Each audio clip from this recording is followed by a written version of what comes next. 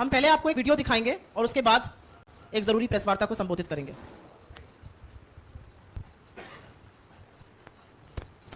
हाँ विनेश, ये तो मेरे ही परिवार की है। विनेश, मैं पूरे परिवार को तुझे जानता हूँ, सुबह दिन रात नहीं देखता।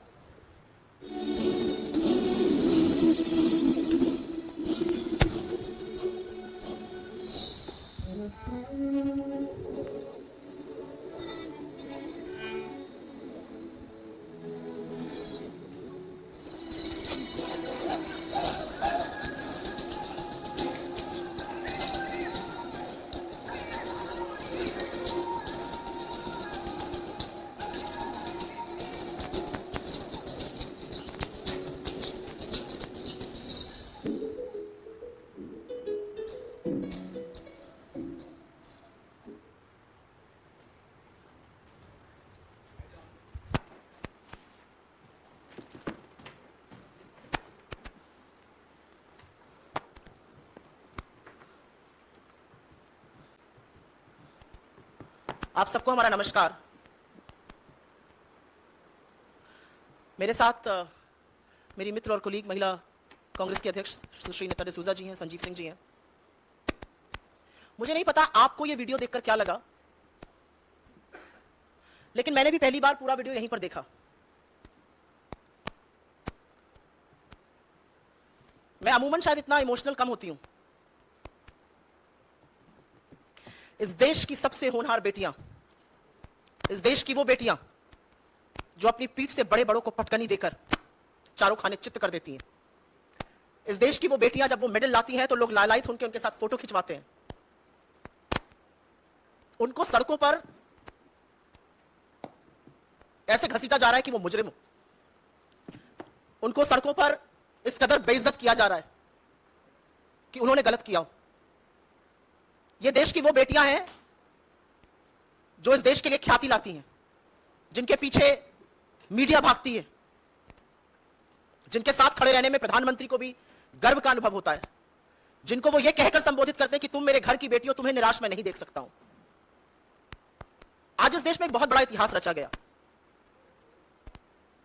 बहुत दुख हुआ ये देख के, लेकिन आज इस देश में बहुत बड़ा इतिहास रचा गया। इस देश में एक तानाशाह ने अपने राज तिलक का स्वांग रचा। इस देश में एक ऐसी संसद का उद्घाटन हुआ जहां लोकतंत्र को छोड़कर सब कुछ है। लेकिन सबसे स्याह इतिहास, और आने वाला समय इसका साक्षी रहेगा, कि जब एक तानाशाह अपना राज तिलक कर रहा था, तब हमारे देश की सबसे होनहार बेटियां इस तरह से घसीटी जा रही थी, मारी जा रही थी, डंडों से पीटी जा रही थी। स्याह इतिहास ये और भी है क्योंकि बेटियों का बलात्कारी उस सदन में मौजूद था। बेटियों का बलात्कारी उस सदन में मौजूद था, उसका सम्मान हो रहा था, और इस देश की बेटियों के ऊपर पुलिस टूट पड़ी थी। इनके छातियों पे मेडल रहता है, इनकी पीठ से वो पटकनी देती हैं। उन छातियों पर आज बूट थे, पीठ पर डंडे थे, और पुलिस उनको ऐसे खींच रही थी कि कोई वो दुर्दांत आतंकवादी हो। आज इस देश में वाकई में इतिहास रचा गया है। हाथापाई करी गई उनके साथ। और ये क्या कर रही थी लड़कियां? एक महीने से ऊपर इस देश की सबसे होनहार, सबसे वीर बेटियां जंतर मंतर पर बैठकर आपसे न्याय की गुहार कर रही हैं। न्याय देना तो दूर, आपने उनको आतंकवादी घोषित कर उनके साथ यह दुष्चार किया है। कुछ सालों पहले एक दिवंगत प्रधानमंत्री ने आज के प्रधानमंत्री से राजधर्म की बात करी थी। आज जब राजदंड के नाम पर एक सोने नामी की छड़ी लेकर प्रधानमंत्री चल रहे थे, उस समय देश की बेटियों के साथ यह हो रहा था। और मन में एक सवाल जरूर उठता है कि क्या तानाशाह इस कदर सत्ता के अहंकार में चूर्ण है कि उसको कोई फर्क नहीं पड़ता है? दिल्ली को छावनी बना दिया गया, किसी को आने की दिल्ली के अंदर इजाजत नहीं है। उन लड़कियों को सिर्फ घसीट कर मारा ही नहीं गया, डिटेन किया गया, उनका सामान फेंक दिया गया। मेरी कोलीग यहां पर है, वो आपको और विस्तार में बताएंगी कि जब महिला कांग्रेस के हमारे सहकर्मी वहां पर गए तो उन्होंने क्या विभत्स दृश्य देखा। लेकिन वो एक महीने से न्याय की गुहार कर रही हैं, और न्याय के नाम पर सिर्फ और सिर्फ सरकार की चुप्पी और ये जो आज बर्बरता हुई है, ये नजर आ रही है। कुछ लोग पूछते थे, और आज ये सवाल अपने आप में ज्यादा बड़ा हो जाता है, कि भारत जोड़ो यात्रा का मतलब क्या है? क्यों कर रहे हैं आप लोग भारत जोड़ो यात्रा? देश टूटा ही कहां है? आपको यह टूटा देश नहीं दिखता है? आज जिस तरह से साक्षी मलिक को या विनेश फोगट को या बजरंग पुनिया को जिस तरह से खींच खींच कर लताड़ा जा रहा था, जब नए संसद का उद्घाटन हो रहा था तो हमारी देश की बेटियों का चीरहरण हो रहा था। इतिहास इस बात का साक्षी बनाया आज। और अगर यह देखकर भी एक सभ्य समाज चुप रहेगा तो वह समाज सड़ चुका है, गल चुका है। उस समाज को अपने आप को सभ्य कहने का कोई अधिकार नहीं है। देश का प्रधानमंत्री सत्ता के नशे में ऐसा चूर्ण है कि उसको लग रहा है वो राजदंड का प्रतीक लेकर एक नई संसद का उद्घाटन कर रहा है। दीजिए राजदंड और निभाइए राजधर्म। राजधर्म आप तब निभाइएगा जब आज शाम तक बृजभूषण शरण सिंह को आप निकाल फेंकिएगा। आज भी वो आदमी कुश्ती संघ फेडरेशन का अध्यक्ष बना हुआ है, आपका सांसद है, संगीन आरोप है उस पर, पॉक्सो जैसे आरोपों से दबा हुआ है वो, और वो ललकार रहा है हमारी बेटियों को। ये वो बेटियां हैं जिनको आप अपने घर की बेटी कहते थे। क्या हो गया है मोदी जी आपको? और अगर किसी को भी लगता है कि एक इमारत बना जाने से आप इतिहास रच देंगे, तो मैंने पहले भी कहा है, सीमेंट बालू और स्टील की इमारतें इतिहास नहीं रचती। इतिहास आपने रच दिया आज, और इतिहास बहुत स्याह रचा इन बेटियों को देखकर। किसके अंदर आप ये सोच सकते हैं आज कौन अपनी बेटी को भेजेगा कुश्ती लड़ने के लिए या कोई भी स्पोर्ट्स करने के लिए? ये बेटियां बलात्कार का, यौन शोषण का आरोप लगा रही हैं। 2021 में विनेश फोगट ने प्रधानमंत्री को इस बारे में आगाह किया था। प्रधानमंत्री ने उस बारे में क्या किया? आज सवाल यह उठ रहा है। आज सवाल यह है कि आप जवाब नहीं दे सकते, आप कार्यवाही नहीं कर सकते, लेकिन आप इन बेटियों के साथ यह बर्बरता कैसे कर सकते हैं? आज हर स्वर, हर औरत यह सवाल पूछ रही है आपसे। यह मुद्दा बीजेपी की सांसदों का, महिला नेत्रियों का अब नहीं रह गया है, क्योंकि उनके अंदर का जमीर सत्ता की लोलुपता में मर चुका है। वो अपने आप को महिला और मां कैसे कहती है मुझे नहीं पता। अगर यह वीडियो देखकर आपकी आत्मा आपको कचोटती नहीं है और बोलने पर मजबूर नहीं करती, तो वाकई में आप अपना जमीर बेच खाए हैं। हम इस मंच से मांग करते हैं और बार बार यह मांग करते हैं कि बृजभूषण शरण सिंह को तत्काल बर्खास्त किया जाए, कार्रवाई हो और सरकार अपना दम और अहंकार छोड़कर इन बेटियों की बात सुने। ये बेटियां क्या मांग रही हैं? 76 साल हम आजादी के मना रहे हैं। प्रधानमंत्री ने आज सवेरे कहा 9 सालों में महिलाओं की गरिमा की रक्षा हुई है। जी नहीं मोदी जी, आपने महिलाओं की गरिमा का चीरहरण किया है। आपकी पुलिस की बर्बरता, आपकी पुलिस की नाकामी, आपकी पुलिस की निरंकुशता सारे देश ने देखी है। ये बेटियां आपसे न्याय मांग रही हैं।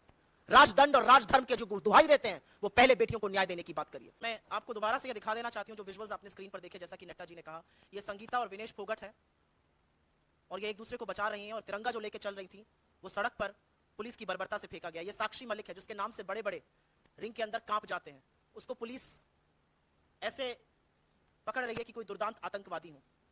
ये ब्रजेश पुनिया है। ये सब वो लोग हैं जिनके साथ मोदी जी ने तमाम वो तस्वीरें खिंचाई। ये वो तस्वीरें हैं, क्योंकि जब तस्वीर खिंचाने का वक्त आता है तो ये मोदी जी तस्वीरें खिंचाने पहुंच जाते हैं। विनेश फोगट और साक्षी मलिक के साथ, अपने परिवार की बेटियों के साथ मोदी जी की ये कुछ तस्वीरें हैं। मुझे नहीं पता कि मोदी जी ने आज के विजुअल्स देखे हैं कि नहीं देखे हैं, लेकिन एक बात ये सच है कि आज जो हुआ है इस देश में, आज जो हुआ है इन बेटियों के साथ, वो वाकई में एक काला दिन है। और इस बात का साक्षी आज इतिहास रचा गया है, सबसे स्याह इतिहास इन बेटियों के साथ।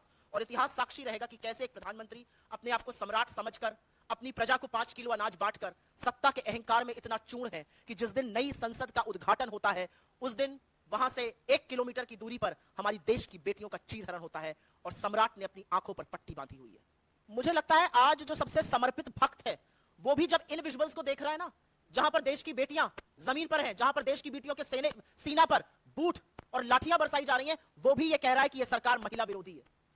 जो संगठन महासचिव कह रहे हैं वो पूरी तरह से सच कह रहे हैं।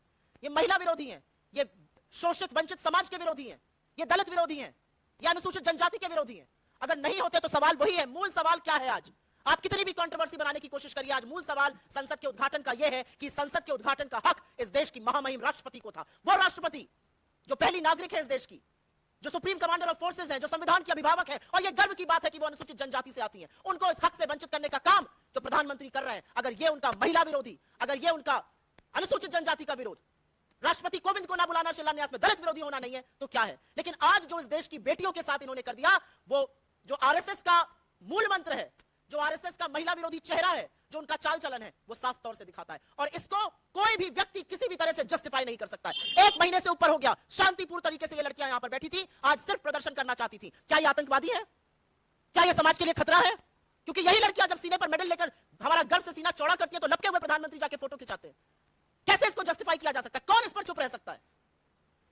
मैं इसका जवाब एक औरत होने के लिए दूंगी, मैं इसका जवाब कांग्रेस की प्रवक्ता होकर नहीं दूंगी। इसको राजनीति से मत जोड़िए। आपसे मेरा हाथ जोड़कर निवेदन है, मैं बिना ललोलाप के आपसे कह रही हूं, इसको प्लीज राजनीति से मत जोड़िए। जो आपने देखा और जो हम दिखा रहे हैं, यह राजनीति से बहुत ऊपर है। यह इस देश की आधी आबादी की अस्मिता का सवाल है। मैं आज आह्वान करना चाहती हूं भाजपा की महिला सांसदों से, महिला मंत्रियों से, अब तो जागिए, देखिए क्या हो रहा है इस देश की बेटियों के साथ। इसमें कोई राजनीतिक लामबंद की बात नहीं है, इसमें कोई विपक्षी एकता की बात नहीं है। यह आधी आबादी का मसला है। प्लीज इसमें राजनीति मत लाइए, भगवान करके इसमें राजनीति मत लाइए। ऐसा करके आप इन बेटियों का जो मान सम्मान है उसको अपने पैरों के तले रौंद रहे हैं। गलत कर रहे हैं आप, मत करिए ये काम। प्रधानमंत्री को यह बदगुमानी हो गई है कि वो सम्राट है, वो सम्राट अपने आप को समझने लगे, तानाशाह अपने आप को सम्राट समझ के व्यवहार कर रहे हैं। फ्री का राशन प्रजा को बांट रहे हैं, महिलाओं के साथ ये दुष्चार करवा रहे हैं। जो गलत अगर उनके खिलाफ बोल दे तो उसको उनकी पुलिस रौंद देती है, फिर वो महिला हो, पुरुष हो, देश की होनहार बेटियां हो, हमारी खिलाड़ी हो, हमारी पहचान हो, उससे कोई मतलब नहीं है। तो बिल्कुल कहां है प्रोटेस्ट की जगह? क्या है उस लोकतंत्र के मंदिर की आत्मा जहां पर समूचा विपक्ष नहीं था? मुझे लगता है कि जैसा कि हमने आपसे कहा, हमारी मांग है, पॉक्सो जैसे गंभीर आक्षेप लगे हैं बृजभूषण शरण सिंह पर, और इस समय जरूरत है कि वो पहले रिजाइन करें। एक निष्पक्ष कमिटी, सुप्रीम कोर्ट के निर्देशित कमिटी इसकी जांच करे पूरे मामले की। और हम बार बार कहते हैं कि सत्ता और सरकारें जो हैं वो नैतिकता से चलती हैं, और नैतिकता यही कहती है कि जो इस व्यक्ति पर इतने गंभीर आरोप लगे वो इतने सर्वोच्च पद पर नहीं बैठ सकता है। और इसको पूरी तरह से बचाने का काम गृह मंत्री अमित शाह और नरेंद्र मोदी कर रहे हैं। और इसीलिए हम उनसे सवाल करते हैं, आप इतने गंभीर, इतने संगीन आरोपों से घिरे हुए व्यक्ति को बचाने का प्रयास क्यों कर रहे हैं? क्योंकि एक तरफ बेटियों का विश्वास और अस्मिता है और दूसरी तरफ इतने घिनौने आरोप हैं। इतिहास साक्षी है कि आप किस तरफ खड़े हैं। धन्यवाद बहुत बहुत।